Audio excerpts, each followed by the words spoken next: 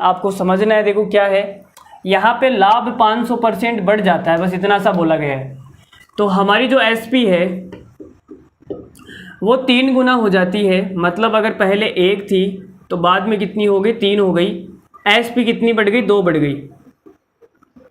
और जो हमारा प्रॉफिट है उसके क्या हाल चाल है भाई, 500% बढ़ने का मतलब है अगर ये पहले 100 था तो ये 500% बढ़ जाएगा, तो अब कितना हो जाएगा, 600।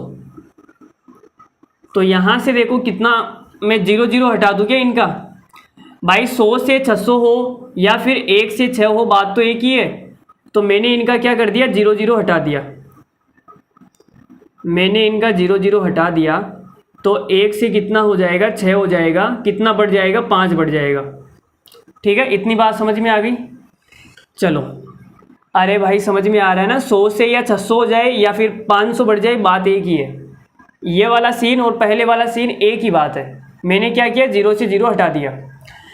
तो आप ये बोलोगे हमें प्रारंभिक लाभ परसेंट निकालना है, तो इसके लिए हमें क्या करना पड़ेगा, पहले इसको सेम करना पड़ेगा। एसपी मेरी 2 बढ़ी है तो प्रॉफिट भी 2 बढ़ेगा, लेकिन यहाँ पे बोला गया 5 बढ़ गया। इसका मतलब ये गलत है, हमें क्या करना पड़ेगा, सही करना पड़ेगा, बराबर करना पड़ेगा। तो बराबर के लिए मैंने इसको 5 से गुणा कर दिया और इसको मैं 2 से गुणा कर देता हूँ।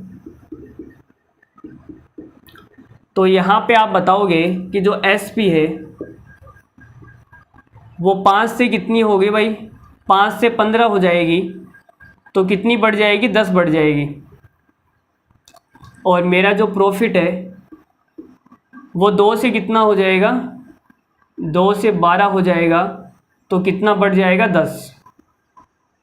तो आप देख सकते हो ये बराबर हो गया। यहाँ अब बराबर हो गया तो मैं ये बोल सकता हूँ कि जब 5 रुपये में मैंने बेचा था तो प्रॉफिट कितने का हुआ था, 2 रुपये का। इसका मतलब मेरी जो सीपी है वो कितनी है, 3 रुपये। और जब मैंने इसको 15 में बेचा था तो प्रॉफिट कितने का हुआ था, 12 का। इसका मतलब जो सीपी है वो कितनी है, 3 रुपये। तो सीपी हम कैसे निकालेंगे भाई, एसपी में से प्रॉफिट को माइनस कर देंगे। 5 रुपये में बेचने पर प्रॉफिट 2 रुपये का है, तो सीपी कितनी की आ जाएगी, 3। या फिर आप ऐसे भी बोल सकते हो 15 रुपये में बेचने पर प्रॉफिट 12 का है, तो भी सीपी कितनी आ जाएगी, 3।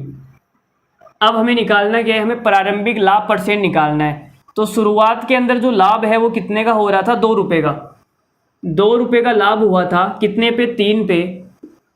तो 100 पे कितने का होगा, तो सवाल का आंसर आ जाएगा 66 सही 2/3%। 66 सही 2/3%। ठीक है, 2/3 का मतलब होता है 66 सही 2/3%।